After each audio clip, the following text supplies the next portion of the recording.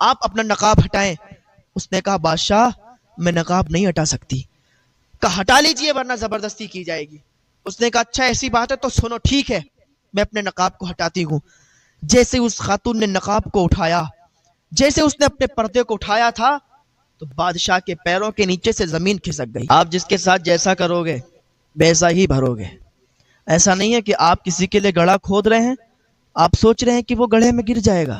نہیں بھائی، آپ خود ہی گڑھے میں گرو گے۔ کسی کے ساتھ دھوکہ نہیں کرنا چاہیے، کیونکہ شیخ سعدی فرماتے ہیں میں نے وہ انسان کبھی دیکھا ہی نہیں ہے جو کسی کے ساتھ دھوکہ کرے، کسی کے ساتھ دغا کرے اور اس کے ساتھ دھوکہ نہ ہو، اس کے ساتھ برا نہ ہو۔ ہاں، آپ کو چاہیے کہ آپ نیک بنے رہیں، نیک راستے پر چلتے رہیں، لوگوں کی مدد کرتے رہیں، لوگوں کی ہیلپ کرتے رہیں، آپ خود اچھے بنے رہیں۔ ساری دنیا بھی لگ جائے نا آپ کے پیچھے، آپ کو گرا نہیں سکتی۔ ساری دنیا بھی آپ کے پیچھے لگ جائے، آپ کا برا نہیں کر سکتی۔ بس آپ اللہ کی رضا پر راضی رہیں، اللہ کا شکر ادا کرتے رہیں، نیک رہیں، سچے رہیں، تو آپ ہی کامیاب ہوں گے۔ ہاں، میں آپ کو بتاؤں کہ ایک بادشاہ کا بیٹا تھا جو کہ سیر و تفریح پر نکلا ہوا تھا۔ جا رہا تھا تو ایک بوڑھی خاتون تھی جس کی بہت ہی خوبصورت بیٹی تھی، بہت ہی حسین و جمیل بیٹی تھی۔ ایک جھوپڑی میں، ایک کٹیا میں رہا کرتے تھے، غریبی بہت تھی تو اسی جھوپڑی میں رہا کرتے تھے۔ بادشاہ کے بیٹے کا گزر ہوا، اس نے اس کو دیکھ لیا۔ جب اس کی نظر اس پر پڑی تو بادشاہ کا جو بیٹا تھا اس کا دل اس پر آ گیا، اور ایسا اس کی محبت میں گرفتار ہوا، بلکہ محبت نے اس کو مودت ہو گئی، اور اتنی لگن ہو گئی، عشق ہو گیا، دیکھتے ہی دیکھتے پیار ہو گیا، دیکھتے ہی دیکھتے عشق ہو گیا۔ اور جب عشق ہو جاتا ہے، محبت تو الگ چیز ہے، عشق الگ چیز ہے۔ عشق میں اگر معشوق سامنے نہ رہے تو پھر ایسا لگتا ہے کہ اب روح نکل جائے گی، اب جان نکل جائے گی۔ وہ کسی عاشق سے کسی نے پوچھ دیا تھا کہ عشق ایک ڈھونگ ہے، تو ڈھونگ کرتا ہے۔ وہ سچا عاشق تھا، اس نے کہا تھا کہ عشق ایک ڈھونگ ہے؟ نہیں، تجھے عشق ہو خدا کرے، پھر تجھے اس سے کوئی جدا کرے، تو اسی کا نام جپا کرے، اسے تسبیحوں پہ پڑھا کرے، پھر میں تجھ سے کہوں عشق ایک ڈھونگ ہے، تو نہیں نہیں کہا کرے۔ تو عشق جسے ہو جاتا ہے تو پھر وہ یہ چاہتا ہے کہ معشوق اس کا ہمیشہ اس کے سامنے رہے، اس کے پاس ہے۔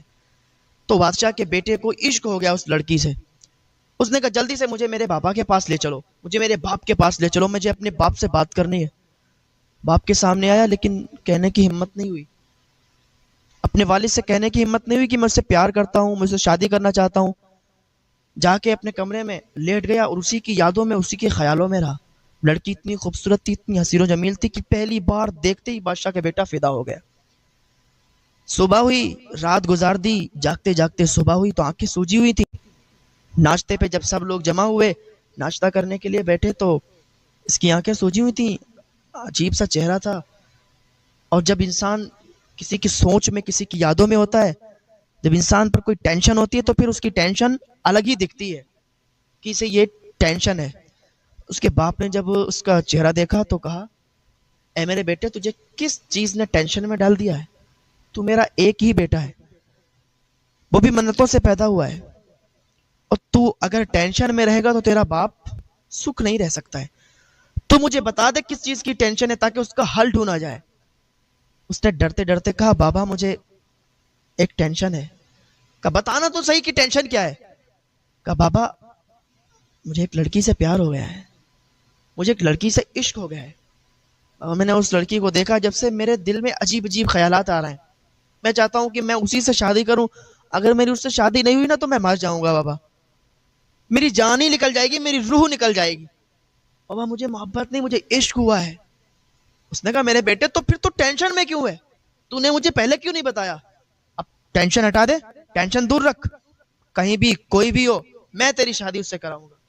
اس نے سنا، خوش ہو گیا کہ میرا باپ راضی ہو گیا، تو پھر کوئی ٹینشن کی بات ہی نہیں ہے، وہ ٹھیک ہو گیا۔ اس کے باپ نے جلدی جلدی لوگوں کو جمع کیا، وزیروں کو جمع کیا، اور کہا سنو اس لڑکی کا ایڈریس پتہ لگاؤ کہاں پر ہے وہ، ہم خود جائیں گے رشتہ لے کر اور اپنے بیٹے کی شادی اس لڑکی سے کرائیں گے۔ بیٹا بہت خوش تھا۔ بادشاہ اپنے کچھ لوگوں کے ساتھ، اپنے وزیروں کے ساتھ، اپنے لوگوں کے ساتھ اس کے دروازے پر پہنچ گیا۔ جیسے اس کے دروازے پر پہنچا تو عورت نے دور سے دیکھ لیا کہ بادشاہ آ رہا ہے. عورت من ہی من میں سوچنے لگی کہ اب اس کی تباہی کا وقت آ گیا ہے, اب اس کی تباہی کا وقت شروع ہو گیا ہے, اب یہ تباہ و برباد ہو جائے گا. کیا معاملہ ہے؟ عورت ایسا کیوں کہہ رہی ہے؟ معاملہ بڑا عجیب ہے, معاملہ بڑا گمبھیر ہے, کیونکہ اللہ کا ترازو صرف انصاف کرتا ہے, اللہ کا ترازو صرف انصاف تولتا ہے. میں نے کیا بتایا تھا؟ اگر آپ کسی کے ساتھ برا کریں گے آپ کے ساتھ بھی برا ہوگا. لڑکی کی جو ماں تھی وہ اندر نقاب اوڑھ کر بیٹھ گئی. بادشاہ دروازے پر آیا, دروازہ کھٹکھٹایا.